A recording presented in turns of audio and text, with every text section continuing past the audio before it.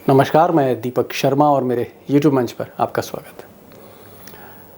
दोस्तों, ये जो रोज़ रोज़ आए दिन विपक्ष की पार्टियां तोड़ी जाती हैं, सरकारें गिरा दी जाती हैं, बड़े नेता जो हैं इनके यहाँ छापे डाले जाते हैं, इनको गिरफ्तार करके जेल भेज देते हैं। ये जो कॉन्फिडेंशियल ऑपरेशंस हैं, ये जो सीक्रेट और बड़े ऑपरेशंस हैं, इसके पीछे मास्टरमाइंड कौन है? इसके पीछे असली बुद्धि किसकी है? अब कुछ लोग कहते हैं कि भाजपा के जो चाणक्य हैं वो बिसात बिछाते हैं। कुछ लोग ये कहते हैं कि जो ईडी के डायरेक्टर हैं वो इतने पावरफुल हैं कि बहुत हद तक वही सब कुछ तय कर लेते हैं। लेकिन आज यही सवाल जब मैंने पूर्व राज्यपाल, एक्स गवर्नर सत्यपाल मलिक से पूछा तो उनका जवाब वाकई बड़ा चौंकाने वाला था। ये जो ऑपरेशंस होते हैं ईडी के, सीबीआई के, पार्टी तोड़ने, इसके पीछे जो प्लानिंग होती है उसका मास्टरमाइंड कौन है? Who is the mastermind? Naturally boss is mastermind. जो नंबर 1 है वही मास्टरमाइंड है। नंबर 1 माने प्रधानमंत्री ही मास्टरमाइंड है, वही कराते हैं ये सब। अब एक्स गवर्नर सत्यपाल मलिक जैसा नेता आज की तारीख में हिंदुस्तान में मिलना मुश्किल है, जिनकी सिक्योरिटी विड्रॉ हो चुकी है, जिनके ऊपर टेररिस्ट थ्रेट है, आईएसआई साजिश कर रही है और उनके पास कोई सिक्योरिटी नहीं। मोदी जी ने सिक्योरिटी विड्रॉ कर रखी, लेकिन उसके बावजूद इतनी हिम्मत करके बोलना, और वो भी मोदी पर बोलना, सरकार पे बोलना और सच बोलना, मुझे लगता है कि बहुत हिम्मत चाहिए सत्यपाल मलिक बनने के लिए। और शायद इसीलिए आज उन्होंने और भी कई खुलासे किए। एक खुलासा उन्होंने ये भी कहा कि जो चीफ जस्टिस हैं सुप्रीम कोर्ट के, डीवाई चंद्रचूड़, इनसे देश को बहुत उम्मीदें हैं। और मलिक साहब ने कहा कि चंद्रचूड़ ऐसे जज हैं जो मेरिट पर फैसला देते हैं और जिनको परेशान किया जा रहा है, उनको कुछ लोग परेशान कर रहे हैं। और उनका इशारा सीधे सीधे सरकार की ही तरफ था। जरूरत है चंद्रचूड़ जी से, बहुत उम्मीदें हैं देश को। ये उनको कई तरह से प्लेकेट करने की कोशिश कर रहे हैं, लेकिन वो इनके काबू में नहीं आए और वो ईमानदारी के साथ जजमेंट देंगे। नहीं, क्यों उनको प्लेकार्ड करने की कोशिश करते हैं? क्यों भाजपा का जो आईटी सेल उनको ट्रोल करता है चंद्रचूड़ को? वो इसीलिए करता है कि चंद्रचूड़ सही फैसले दे रहे हैं जो इनके अगेंस्ट जाते हैं। अब सत्यपाल मलिक जो आजकल देश प्रदेश में घूम रहे हैं, जनता के बीच में जा रहे हैं और अपनी बात रख रहे हैं, विपक्ष को एकजुट एक छतरी के नीचे लाना चाहते हैं। विपक्ष के बारे में भी उन्होंने कहा कि डरना नहीं, जो डरा वो मरा। ये भी उन्होंने सत्यपाल मलिक ने कहा और उन्हें उम्मीद है कि कहीं ना कहीं जो विपक्ष है एकजुट लड़ेगा। उन्होंने एक फॉर्मूला भी दिया है जिसका खुलासा आप सुनेंगे इस इंटरव्यू में। लेकिन एक पते की बात कही उन्होंने, कहा कि जो जनता की जो नब्ज़ है, जो पल्स है, और वो जो 40-50 बरसों से देश की राजनीति कर रहे हैं सत्यपाल मलिक, उनका ये कहना है कि ये जो नब्ज़ है ये कह रही है कि मोदी जी इस बार आने वाले नहीं हैं। और उन्होंने अपने तर्क दिए हैं, लॉजिक दिए हैं, जिनको आप सुनेंगे कि क्यों मोदी तीसरी बार शपथ नहीं ले पाएंगे। उन्होंने यहाँ तक कह दिया कि बीजेपी में ऐसे कई लोग हैं जो इंतज़ार कर रहे हैं कि अगर मोदी 200 के नीचे आए तो वही लोग मोदी को किनारे लगा देंगे। और वो लोग जो बीजेपी में हैं, ऐसा सोच रहे हैं, वो मलिक साहब के टच में। महाराष्ट्र को लेकर भी उन्होंने एक बड़ी बात कही। उन्होंने कहा कि उद्धव ठाकरे को या शरद पवार को जितना कमज़ोर करने की कोशिश की जाए, जितनी साजिशें की जाएं शरद पवार को लेकर, ठाकरे को लेकर, महाराष्ट्र की जनता मराठी अस्मिता के नाम पर बीजेपी को नहीं, ठाकरे और पवार को ही वोट देगी। क्योंकि कहीं ना कहीं मोदी की पोल जो है, उनका ये कहना है, महाराष्ट्र में खुल चुकी। लोग जान गए हैं, पब्लिक जान गई है कि ये सरकार, इसका मकसद क्या है, क्यों पार्टियां तोड़ी जा रही, ये भी उन्होंने बोला है। कई और खुलासे किए, लेकिन मैं चाहूँगा कि आज बारी है सत्यपाल मलिक की, आज मेरी बारी नहीं है। आज वो बोलेंगे, मैं नहीं बोलूँगा। और मेरी आपसे एक गुजारिश है कि इस इंटरव्यू को आखिर तक सुनिए, क्योंकि ये वो व्यक्ति है जो मोदी जी का गवर्नर था, जम्मू कश्मीर में था, 3 और राज्यों में था, बिहार में वो गवर्नर थे, मोदी जी की वर्किंग को जानते हैं, मोदी जी के साथ काम किया है। और आज एक वाहिद आदमी है, एक इकलौते नेता हैं जो मोदी जी को जानते भी हैं और मोदी जी के बारे में हिम्मत करके सच भी बोल रहे हैं। तो इस इंटरव्यू को आखिर तक सुनिए, कई चौंकाने वाली खबरें आपका इंतज़ार कर रही हैं। चलते हैं सीधे सत्यपाल मलिक जी के पास। महाराष्ट्र में जिस तरह से दो दो पार्टियां तोड़ी गई, एनसीपी को तोड़ा गया, शिवसेना को तोड़ा गया, और एक बहुत बड़े नेता शरद पवार को सड़क पर लाने की कोशिश की बीजेपी ने। ये जो पार्टियां तोड़ी जा रही हैं ईडी की मदद से, सीबीआई की मदद से, मैं आपसे ये जानना चाह रहा हूं, क्योंकि आप मोदी सरकार के बहुत करीब से रहे हैं, गवर्नर रहे हैं, ये जो ऑपरेशंस होते हैं ईडी के, सीबीआई के, पार्टी तोड़ने, इसके पीछे जो प्लानिंग होती है उसका मास्टरमाइंड कौन है? Who is the mastermind? Naturally boss is mastermind. जो नंबर 1 है वही मास्टरमाइंड है। नंबर 1 माने प्रधानमंत्री ही मास्टरमाइंड है, वही वही कराते हैं ये सब। थोड़ा सा इलेबोरेट करिए, मैं समझा नहीं। इसको प्रधानमंत्री ही कराते हैं, जरिया वो अमित शाह साहब को बना लेते हैं, लेकिन मूल जनक इसके वही है, प्रधानमंत्री। मतलब आप ये कहना चाह रहे हैं कि जो भी प्लानिंग होती है, चाहे ईडी को पीछे लगा दिया जाए या फिर सीबीआई को पीछे लगा दिया जाए, ये ऊपर से मतलब सबसे टॉप मोस्ट लेवल से इसके सिग्नल आते हैं, या प्लानिंग ही वहीं पर तैयार होती है? नहीं, वहीं सब तैयार होता है। अफसरों के बस का नहीं होता है। ये प्रधानमंत्री तय करते हैं किसको बर्बाद करना है, किसको आबाद करना है, किसको खराब करना है, किसको डराना है, और उसी हिसाब से ये जांचें होती हैं। बड़ा गंभीर आरोप लगा रहे हैं गवर्नर साहब आप। नहीं, मैं देख रहा हूं इसको होते हुए। नहीं, किस बिना पर आप कह रहे हैं? क्योंकि ठीक है, आप गवर्नर रहे, आप मोदी जी के साथ आपने कई साल काम किया है, लेकिन ये जो आपका इल्जाम है, ये जो आप जो है मतलब बयां कर रहे हैं कि साहब प्लानिंग टॉप लेवल पे होती है, बाकी चाहे अमित शाह हो चाहे बाकी लोग हो, ये तो सिर्फ फॉलो करते हैं, ये आप मतलब आप कैसे मुझे कन्विंस करेंगे, या आप कैसे कन्विंस हैं? इस सरकार में किसी की कोई हैसियत नहीं है प्रधानमंत्री के अलावा, और मैं खुद इसको भोग रहा हूं। मेरी सारी सिक्योरिटी विड्रॉ की गई, सब तरह से मुझे परेशान किया जा रहा है। किसी और के बस का नहीं है, ना किसी और से मेरी रंजिश है। सिर्फ और सिर्फ प्रधानमंत्री करते हैं, वही कराते हैं। जी जी जी।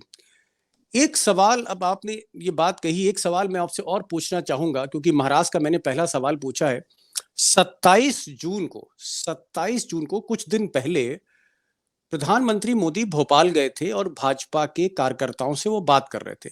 तब उन्होंने कैमरे पर कहा कि ये जो एनसीपी पार्टी है महाराष्ट्र की, इस पर 70,000 करोड़ के घोटाले हैं, सिंचाई का घोटाला है, इस पर माइनिंग का घोटाला है, इस पर कोऑपरेटिव बैंक का घोटाला है। अगर मैं एनसीपी की बात करूं तो एनसीपी पर भी करीब करीब 70,000 करोड़ रुपए के घोटालों का आरोप है।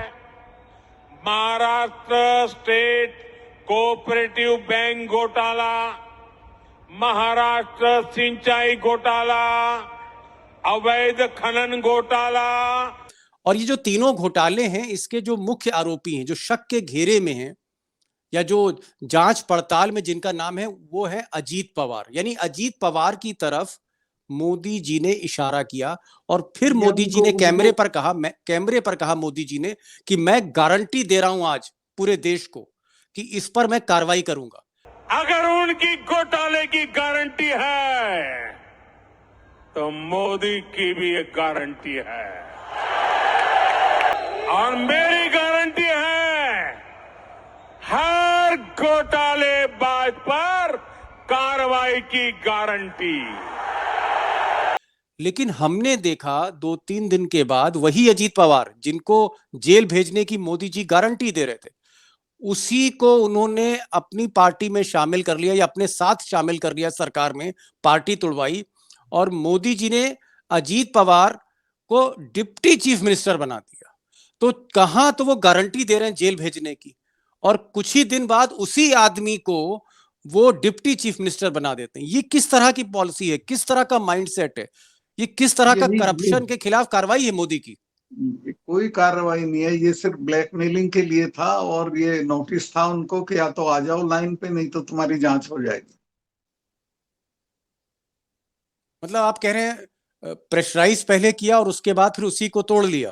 पहले उनको डर दिखाया, कॉन्सिक्वेंसेस समझाए, और वो फॉल इन लाइन नहीं होते तो जांच उनकी हो भी जाती, लेकिन अब तो वो खुद जांच कराएंगे औरों की, अब तो डिप्टी चीफ मिनिस्टर बन गए।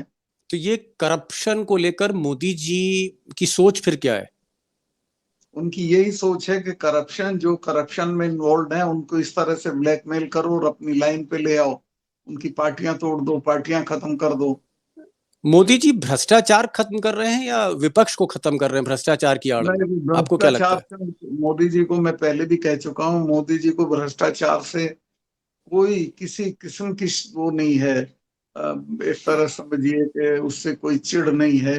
वो उसको यूज करते हैं, उस आदमी को इस्तेमाल करने के लिए, उसको खराब करने के लिए, और फिर उसी को अपने साथ लगा लेते हैं। भ्रष्टाचार से उन्हें रंजिश होती तो गोवा में जब मैंने कंप्लेंट की, जिनकी कंप्लेंट की उनके खिलाफ तो एक्शन हुआ नहीं और मुझे मेघालय भेज दिया। अब भी मैंने सीबीआई को जो मामला बताया था उसमें मेरी तो पूछताछ हो रही है, हुई है, दो दो तीन तीन बार मेरे स्टाफ की हुई है, लेकिन जिनके खिलाफ मैंने बोला था उनको आज तक बुलाया भी नहीं गया है। तो इनका तो एक अजीब रवैया है कि जो चीज पकड़ में आ जाए उस आदमी के खिलाफ यूज करो, फिर उसको फॉल इन लाइन करो। जी, क्योंकि मलिक साहब आप 40-50 बरसों से देश की राजनीति देख रहे हैं और भारत का शायद ही कोई सूबा हो जिसकी आपको मतलब जिस पर आपकी पकड़ ना हो। महाराष्ट्र को आप बहुत अच्छी तरह से जानते हैं, गोवा के गवर्नर भी आप रहे। महाराष्ट्र में आप शरद पवार को भी जरूर जानते होंगे, उद्धव ठाकरे को भी आप जानते होंगे। उद्धव ठाकरे और शरद पवार को जिस तरह मोदी जी ने कमजोर कर दिया है, मोदी सरकार ने कमजोर कर दिया, आपको लगता है कि उद्धव ठाकरे और शरद पवार वाकई बहुत कमजोर हो गए हैं या उनकी ताकत बड़ी है? महाराष्ट्र में बिल्कुल चुनाव होगा तो आपको क्या लगता है, क्या नहीं। पब्लिक शरद पवार के साथ जाएगी, उद्धव शरद ठाकरे के पवार साथ जाएगी? सरवाइव करेंगे, शरद पवार सरवाइव करेंगे, पब्लिक उनके साथ जाएगी। इसी तरह से जो शिवसेना का वोटर है वो उद्धव ठाकरे के साथ जाएगा, क्यों? क्योंकि वोटर भी समझता है, वो समझता है कि ये जानबूझ के, वो तो उनसे उनसियत है, उनको अपनी पार्टी मानते थे। जी, चलिए अब मैं दूसरे विषय पे उत्तर भारत की तरफ आ रहा हूं। हम देख रहे हैं कि इस तरह की खबरें आ रही हैं कि बिहार में जनता दल यूनाइटेड, जो नीतीश कुमार की पार्टी जिससे आपका बड़ा लगाव है दिल से, उसको तोड़ना चाह रहे हैं मोदी जी। और अभी पटना में कुछ विधायकों की तोड़फोड़ की खबरें आ रही थी। ये क्या बिहार में भी ऐसा ऑपरेशन होगा? क्या आपको ऐसी कुछ मतलब इतना जानकारी है? इतना आसान नहीं है। नीतीश जी की अपनी पार्टी पे पूरी पकड़ है, उनकी गुडविल है, उनका अच्छा नाम है, उनको जो छोड़ेगा वो मर जाएगा। इसी तरह जिसने शरद पवार को छोड़ा है वो बर्बाद हो गए थे, पहले भी जिन्होंने छोड़ा था सब चुनाव हार गए थे। तो वहां भी बिहार में नीतीश जी को आसानी से ये कमजोर नहीं कर पाएंगे। एक उड़ते उड़ते खबर और आ रही है, अब मुझे बहुत ज्यादा इसका इल्म नहीं है, लेकिन आप क्योंकि बैठे हैं तो मैंने कहा आपसे ये भी सवाल मैं पूछ लूं। और उत्तर प्रदेश को तो आप हथेली की तरह जानते हैं। उत्तर प्रदेश में भी मोदी जी चाहते हैं कि विपक्ष को छितर बितर कर दें, तोड़ फोड़ कर दें विपक्ष को, क्योंकि उत्तर प्रदेश में 80 सीटें। सुनने में आ रहा है कि शिवपाल यादव को तोड़ सकते हैं, अखिलेश को, चाचा भतीजे को यहां भी अलग कर सकते हैं उत्तर प्रदेश में। वो हो गया एक बार, अब शिवपाल नहीं छोड़ के जाएंगे, और शिवपाल का अखिलेश पूरा सम्मान करते हैं। नहीं, आप मतलब आपकी कोई बातचीत हुई है कुछ विधायकों से, कुछ नेताओं से, मतलब, या आप ये गेस कर रहे हैं? नहीं, मेरा गैस से बात मेरी नहीं हुई, मेरी बात जैन से हुई है। जैन नहीं जाएंगे, उनका इन्होंने बहुत दुष्प्रचार कर रखा है कि जैन चले जाएंगे, लेकिन जैन अखिलेश का साथ नहीं छोड़ेंगे और वो बीजेपी में तो कतई नहीं जाएंगे। क्या बात आपकी हुई जयंत चौधरी से? होती है जो जनरली, मैंने कहा इस तरह की आपके खिलाफ अफवाहें उड़ा रहे हैं, उन्होंने कहा कि इनको उड़ाने दो, कुछ नहीं होता मेरे यहाँ, मैं तो बिल्कुल मजबूत हूँ अपनी जगह। चलिए, जयंत चौधरी की बात चली, चौधरी साहब, तो मैं बात अब जाट वोट की भी कर लेता हूँ। किसान आंदोलन में जाट बड़ा नाराज हुआ, पहलवानों का आंदोलन हुआ, जाट बड़ा नाराज हुआ, और ये जो जाट है दिल्ली के 300 किलोमीटर के दायरे में है। जाट जो है वो हरियाणा की बहुत सी सीटों पर डिसाइसिव है। जाट पश्चिमी उत्तर प्रदेश की बहुत सी सीटों पर डिसाइसिव है, राजस्थान में भी है। तो ये जो चारों तरफ जाट है, दिल्ली में भी है, कम से कम 300 किलोमीटर के दायरे में 50-60 सीटें हैं लोकसभा में, 50-60 सीट्स, जहां पर जाट बड़ा निर्णायक है। आपको क्या लगता है कि जाट क्या पिछली बार की तरह मोदी को 100% वोट देगा, 80% वोट देगा, या इस बार जाट नाराज है? आपका तो ये एक्सपर्ट, आप इस सब्जेक्ट के एक्सपर्ट हैं। इस बार बिल्कुल उल्टा करेगा, जाट इनके खिलाफ वोट करेगा, इनको हराएगा। उसी की वजह से ये आउट ऑफ पावर जाएंगे। नहीं, जाट क्यों नाराज है? जाट इनसे किसान आंदोलन की वजह से नाराज है। फिर 700 किसान मर गए, ये क्या मरती है तो उसका कॉन्डोलेंस भेजते हैं। उनके लिए एक शब्द नहीं बोले, इन्होंने अपमान किया किसानों का। अभी भी एमएसपी को लागू नहीं कर रहे हैं, उसको रोके हुए हैं, चूंकि उससे अडानी का नुकसान होगा। अडानी ने गोदाम बना लिए, उनमें अनाज भर लिया सस्ता।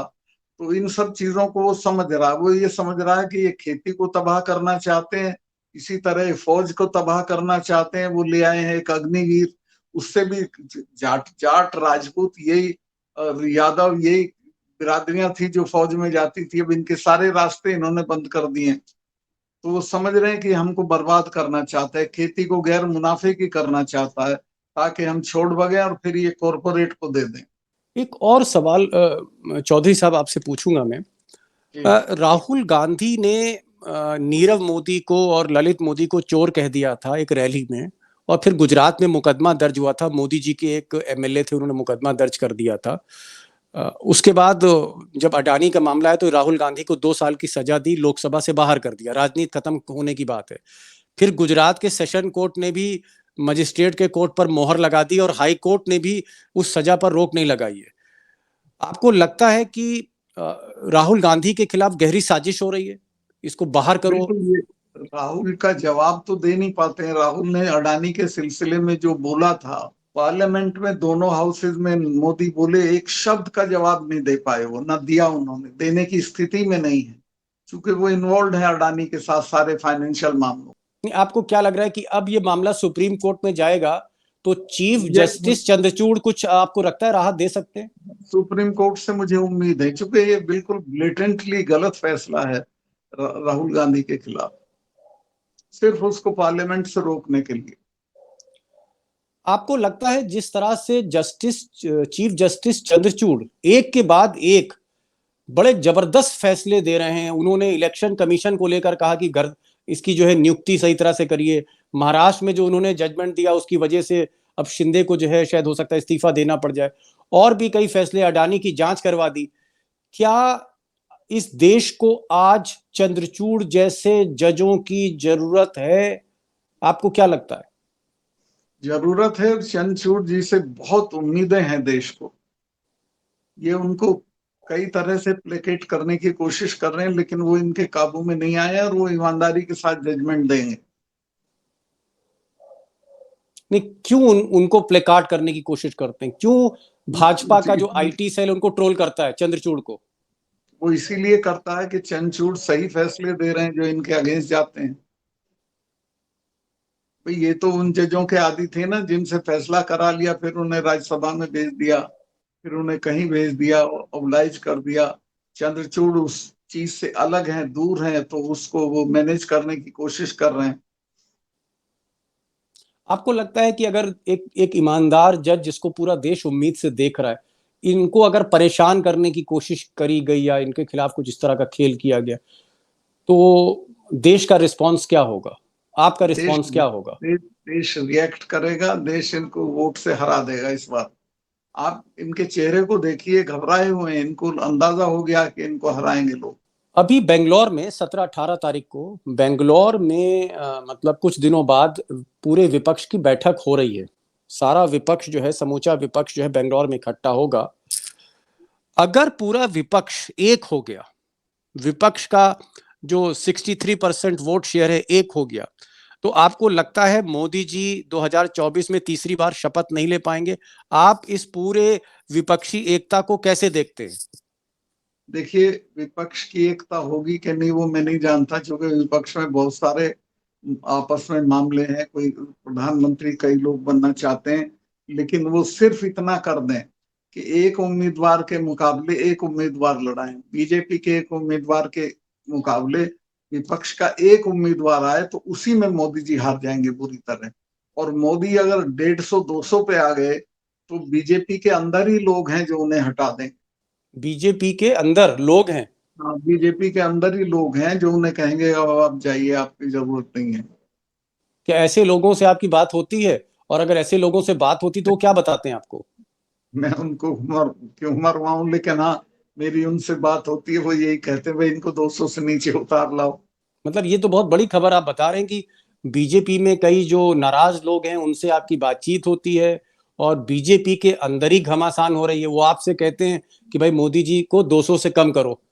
अगर ऐसा है तो इसका मतलब क्या है कि मोदी जी कहीं ना कहीं उनकी ग्रिप पार्टी पे कम हो रही है? और अगर पार्टी में ग्रिप कम हो रही तो दो तीन कारण क्या है इसके पीछे? पार्टी पे नहीं, जनता पे कम हो रही है। जिस दिन उनकी ये उपयोगिता खत्म हो जाएगी कि वोट उनके चेहरे से मिलता है, तो उनको अबेंडन कर देगी पार्टी भी, आरएसएस भी। अब मैं थोड़ा सा एक पर्सनल कुछ चीजें आपसे पूछना चाह रहा हूँ, नॉन पॉलिटिकल चीजें। जैसे आप मोदी जी के साथ आपकी कई मीटिंग्स हुई जब आप बिहार के गवर्नर थे, आप जम्मू कश्मीर के गवर्नर थे। मोदी जी के साथ आप नाश्ता करते थे, मोदी जी के साथ लंच भी करते होंगे, मोदी जी के साथ आधा आधा घंटा आप बैठते भी होंगे, मीटिंग भी करते होंगे।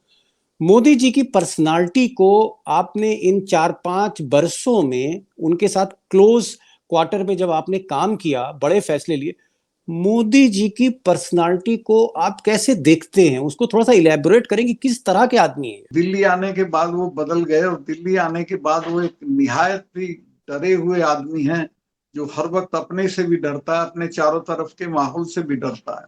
इसलिए वो टोटल कंट्रोल करना चाहता है सारी चीजों पर, अपना ही कंट्रोल रखना चाहता है। वो फोटो फ्रेम में भी किसी को बर्दाश्त नहीं करते हैं दूसरे आदमी। तो बहुत ही ज्यादा self self self centred. Centred self centred self possessed, और अपने को वो चाहते हैं कि बस मैं ही रहूं, कोई ना रहे। चलिए चलते चलते एक सवाल और बता दीजिए। लोग कहते हैं कि जब मोदी जी 75 साल के हो जाएंगे, 75 ईयर्स के, 2025 में, तो लोग कहते हैं कि साहब अगर वो प्रधानमंत्री बन गए तीसरी बार तो फिर वो कुर्सी छोड़ देंगे किसी योगी के लिए, अमित शाह के लिए। तो क्या आपको लगता है कि मोदी जी खुद ही फैसला लेंगे और रिटायर हो जाएंगे, या जब तक मतलब देखिए, समर अगर जी? अगर उनको रिटायर, शर्मा जी, अगर उन्हें रिटायर होना है तो this is the best time to retire. हारने के बाद रिटायर होने का कोई मतलब नहीं। दूसरे अगर वो जीत गए तो कुर्सी छोड़ने का तो भूल जाइए आप, वो देश में लोकतंत्र को खत्म कर देंगे। उसके बाद कोई चुनाव ही नहीं होगा। वो कहेंगे मैं नासिर और टीटो जैसा बड़ा नेता हूं, हर बार लोग मुझे वोट करते हैं, बार बार वोट कराने की जरूरत नहीं है। वो देश के लिए बहुत दुर्भाग्यपूर्ण क्षण होगा अगर वो दोबारा जीतते हैं। नहीं, लेकिन मोदी जी ने तो अमेरिका में कहा है कि लोकतंत्र जो है उसका वो सम्मान करते हैं, लोकतंत्र के लिए ही मोदी जी जीते हैं, ये बोला है। तो आप कह रहे हैं कि तीसरी बार जीतेंगे लोकतंत्र खत्म कर देंगे?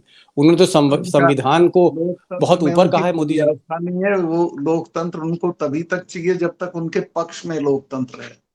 जिस दिन उनके विपक्ष में मैंडेट आ जाएगा, वो लोकतंत्र में आग लगा देंगे।